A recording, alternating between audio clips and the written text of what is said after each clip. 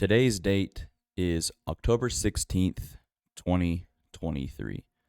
I'm giving a little bit of a context on what time of the year it is right now because it kind of pertains to what we're talking about.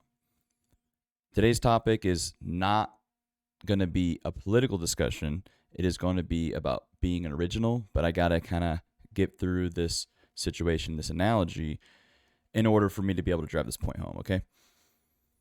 A couple weeks ago, Israel was attacked, and Sunday, the next day, I was being asked my opinions or essentially my stances on certain things, and by a lot of people. I don't know why people come to me a lot. I think it's because I'm a military veteran, but I do get asked quite a bit in my DMs, on multiple different platforms. I do get asked, as well as people around me, people on my football team, and one person in particular, my wife, as we were driving home from church, asked me, just various questions. And I was giving them what I knew to be true, just kind of facts, right? Just kind of like what Israel wants, what Palestine wants, what kind of military Israel is, what kind of military Hassan is, just sort of kind of not taking a side. And when I kind of kept getting pressed about what side I'm taking, for the first handful of days, I wasn't really giving a side because I haven't gathered all the information about the situation for myself yet. I knew that there was some tension over there between Israel and Hassan, and I know generally Hassan's stances towards Israel, but I didn't know, wake up to the news of there being an attack, and especially with today's media landscape, we can't really come up with facts from it, right? Because the media always skews, always tells you how you should feel. You watch this network, they tell you should feel. You watch this network, they tell you should feel. And throughout this situation, I kept thinking, as the time went on, I came up with my stance and where I stand. I do stand with Israel, although my stance is not that like I'm going to post an Israeli flag and I'm going to say I stand with Israel, because the reality is I stand with America first. Okay, I do know that the Bible says to defend Israel, for Israel's God's chosen land. I do know that. However, it's my personal opinion that Israel does not really need direct American intervention in order for Israel to be successful in the conflict with Hassan. Okay, and throughout these past couple of weeks, it's got me thinking about other situations over the years where I delayed to give a stance. Everything from COVID to the Afghanistan withdrawal to various things, right? And it puzzles me why some people are so quick to choose a side.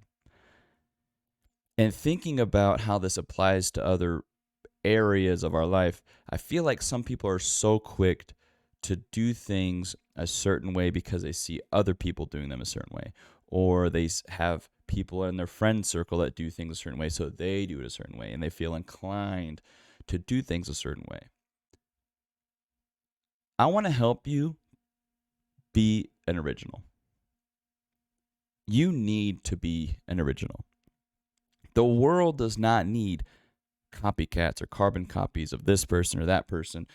People don't need the economy doesn't need another business that's set up exactly like this other person's business. The world needs you. God's given you a specific set of talents, skills, personality in order for you to be the person that you're called to be and deliver that to society. We don't all need everybody that thinks exactly like. We don't need everybody that has the same skills, that has the same type of businesses, that have the same sort of this. We collectively, the world, the people around you, society needs the original you, and to bring forth and highlight your skills, your personality, your talents, your ideas, the way you think, the way you work, the way you do things. We need you in order for all of us to succeed. And if you can operate as an original you, you're the best you, right? I can't be you, the listener. You can't be me, right? We need to be ourselves. And when we're ourselves, operating in our talents, our skills, our ideas, our thought processes, we are our best. Like if we are ourselves, we are the most successful that we can possibly be because we're not trying to be something we're not. Okay. And looking back over the years, I have a certain personality that sometimes in certain situations, I'm sort of labeled as, you know, an outcast. Not saying that I'm like the emo guy or whatever, but I do things, especially in leadership positions, that are a little bit different than other people. Okay. I carry myself a little bit differently. I speak a little bit differently in a lot of different circumstances than most people. And I used to sort of get quote unquote punished for it. I've never been in actual trouble, just kind of like that socially like disapproval, and my personality clashes with certain people, especially when I was like working with churches in the military, things like that on a football team. My personality can kind of clash with some other people. And I used to think that I was in the wrong. Okay. I used to think that, although in some circumstances I was in the wrong, that I was somehow a misfit, or that I was somehow not operating correctly, or that I was somehow worse than other people because I said things differently. I do things differently. I think about things differently than other people. When the reality is God's given me my personality for a reason. And I had to do some checking over the years to make sure that I was being who I really am.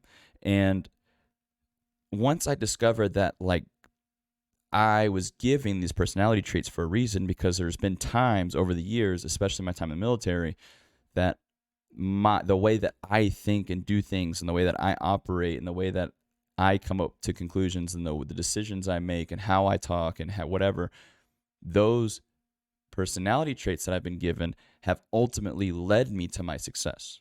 Okay, there's been times in the Marine Corps where I tried to emulate another leader, and I failed at it. It wasn't until I it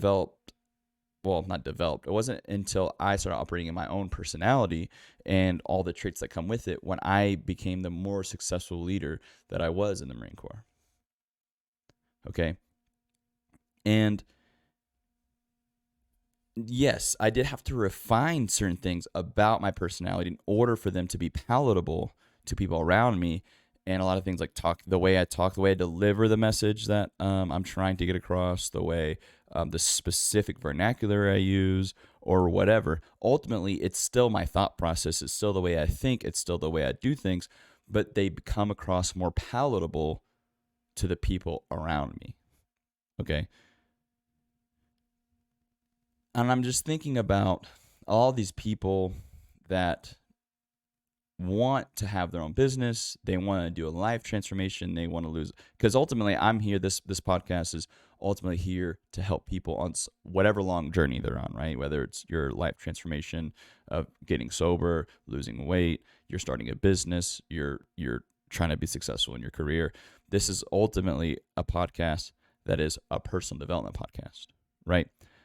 And when I see people try to copycat other people, it kind of gets under my skin a little bit, because I want to just scream at them, no, we don't need you to be a Grant Cardone. We need you to be a you. We don't need you to be a Warren Buffett, because we need you to be you. We don't need you to be a Steve Jobs, because we need you, right? All these successful, really ultra successful entrepreneurs, they all have their own path. They all have their own quirks. They all have their own personalities, things like that. And when you try to copy them, you're getting a dumbed down version of them, and you're not fulfilling the full version of yourself.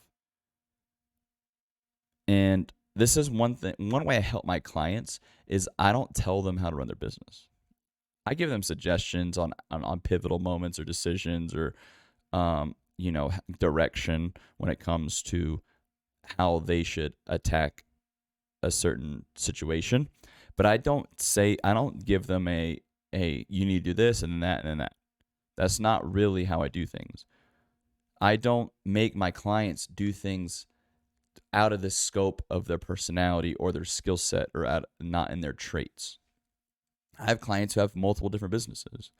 And I also have had clients where they see someone else doing a thing and they think that they need to do that thing, especially if their business is driven by social media, right? Like if they're using social media to promote their business. And I tell them, no, you keep doing you because you do have an audience.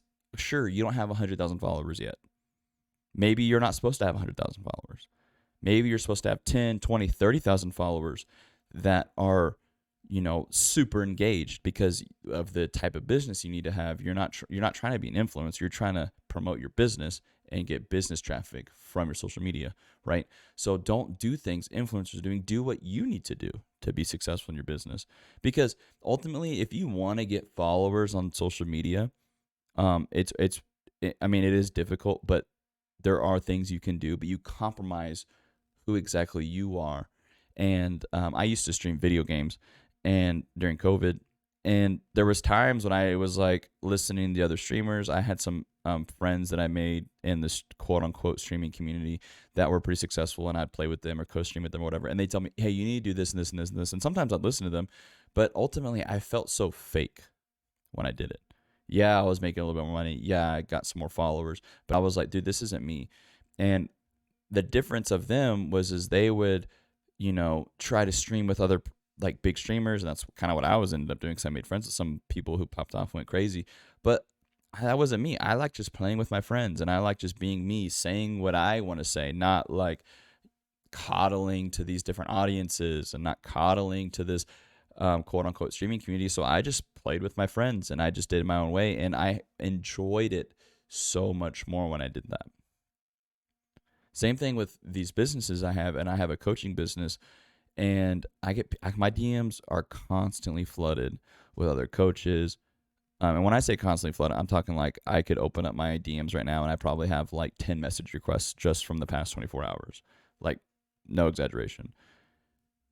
Of other, coaches and other people in the quote unquote coaching industry.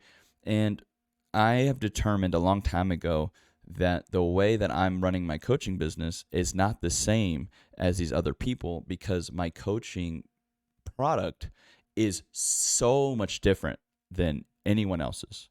Okay. And I do have a couple of friends who, like really close friends of mine, that are very successful coaches, and I have met with them and they've helped guide me. And they've also determined that I need to stay true to what my product is. And so, yeah, I'm not going to have 100 clients because I do one-on-one coaching. This product that I deliver does not work unless I'm one-on-one with my clients. Until I figure out another way to scale it, that's just how it's going to be. And I don't do certain things that other coaches do. I don't do other like built business models within my coaching business that other coaches do, because it doesn't work for me. I deliver a very unique product.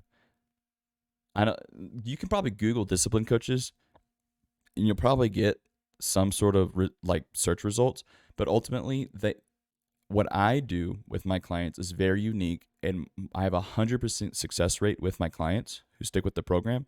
100% success rate. Okay. My clients show results 100% of the time, and it's not based off of what I tell them. Is I instill and I give them the tools for them to create their own discipline, and it's up to them to follow through with it. And I give them guidelines and I give them ways for them to follow through with it, but ultimately it's on them. And I take a lot of pride and a lot of satisfaction in the fact that my clients do show results, and I am doing it my own way. Okay. Yes, when I developed the program, I collabed with other people on how it should be formatted, how it should look. Did a couple of like test runs with some people, things like that. But ultimately, I believe that the program that I've put together, especially the first 4 weeks, was something that I prayed about. It's something that I studied. It's something that I looked up the science behind it. And it's ultimately something that I would get behind and I do myself, right? I'm not selling something that I don't use. I'm not selling something I haven't done. And when I see people see these quote unquote entrepreneurs on Instagram, and let me just give you a hint right now. If somebody's trying to sell you a way to make, let's say drop shipping, for example, trying to sell you a drop shipping course, that market is already so saturated that there's people that no longer drop ship, but they sell you how to drop ship. Does that make sense what I'm saying? By the time you're at the point where, by the time an industry's at the point where there's coaches specifically for that, quote unquote coaches, or there's something specifically where they're selling you something where you can make money doing that thing, that means the market's really saturated. And it's going to be hard for you to emulate their success. And then when you try to do it their way that they showed you, you're not going to have the same success they did. You're not going to have the same success other people did. And then you're going to ultimately get down on yourself. You're going to doubt yourself. And then ultimately you're going to quit or you're going to fail. And that is my problem with a lot of those.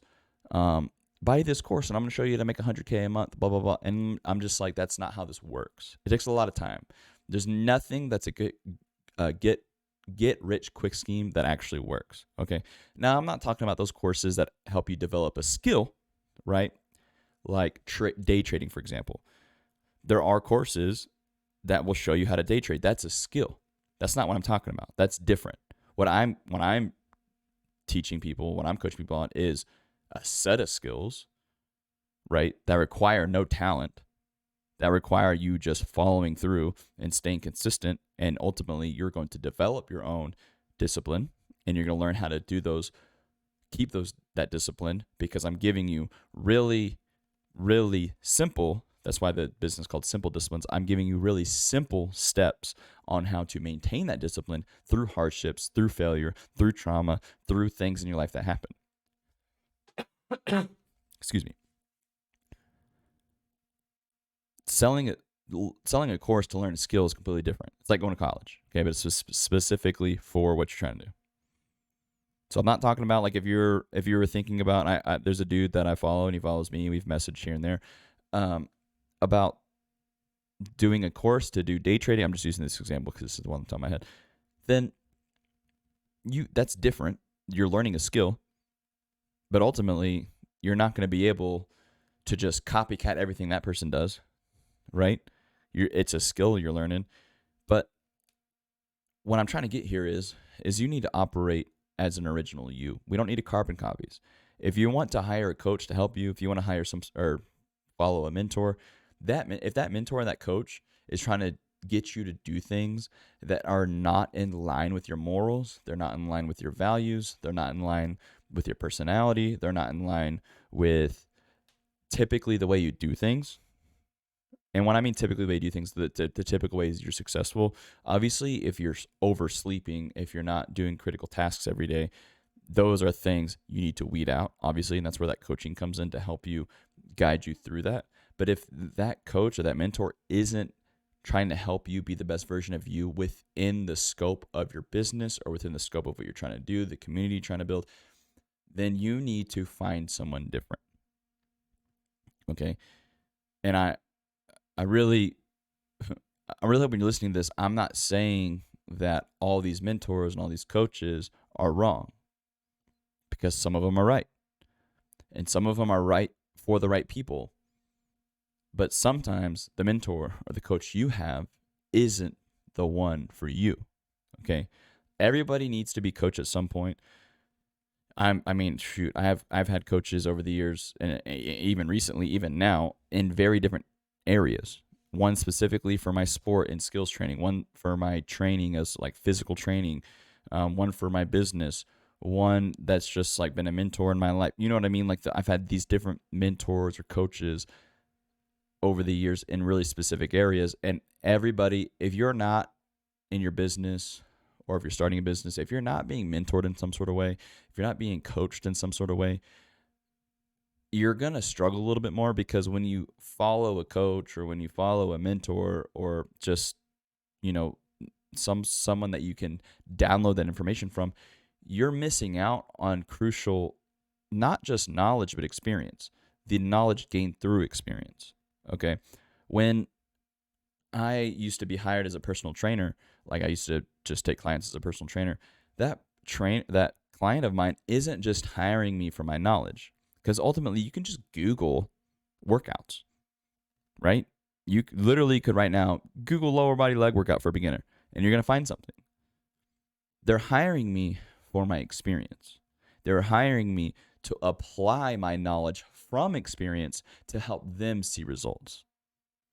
You're not just hiring someone because of their knowledge, you're also hiring someone because of their experience. When my clients hire me, they don't just hire me because like I can help them get disciplined. They hire me because I have the results from my discipline and my experience and these discipline tactics and these developing these traits and practicing the science. There is science behind discipline. Okay, just so y'all know, my course isn't just made up off the top of my head. There is science behind it.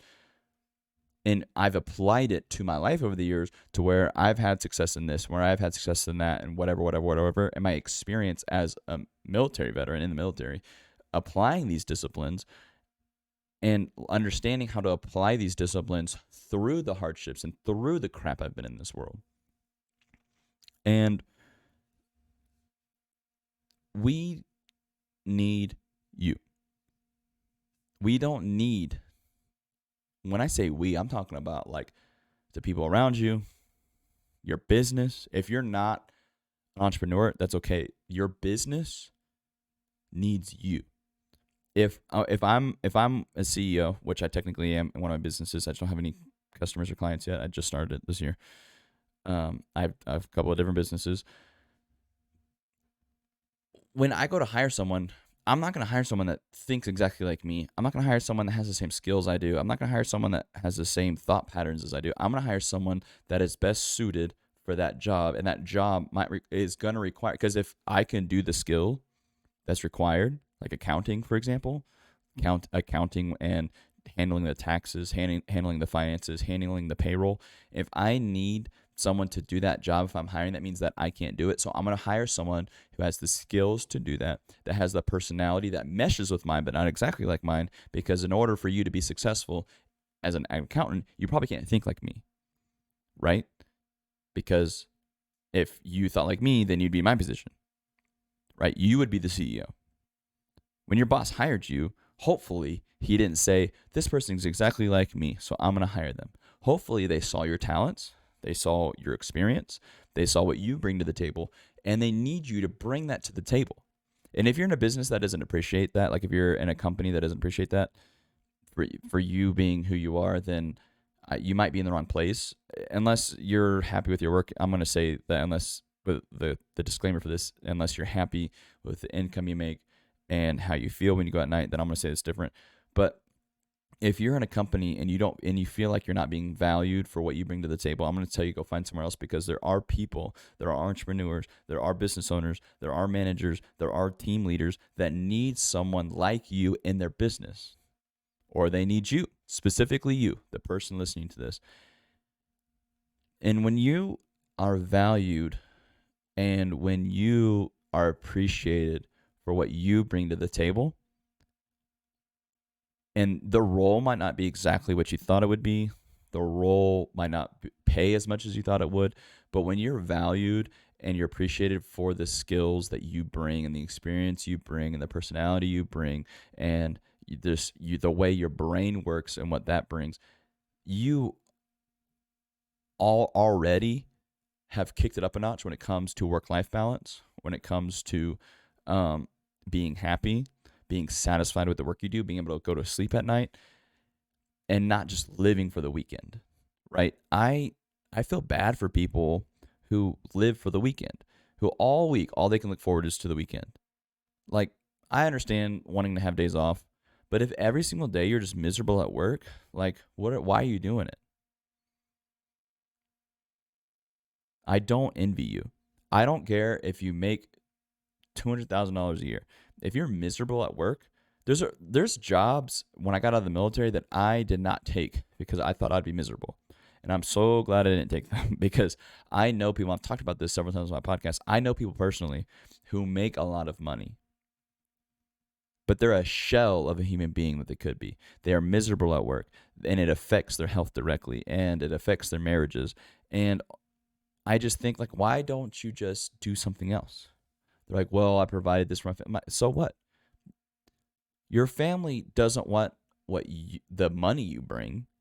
Your family wants you. Your family wants you to be the best person you can be, wants you to be the best man, the best woman you can be.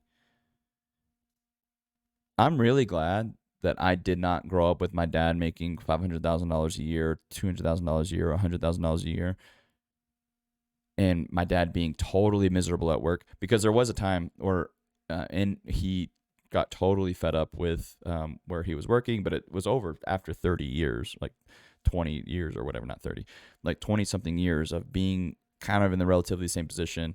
And the business sort of changed, and his bosses sort of changed, and he didn't really mesh well, and he didn't agree. And so he quit, and he did his own thing for a while, and he was so much happier.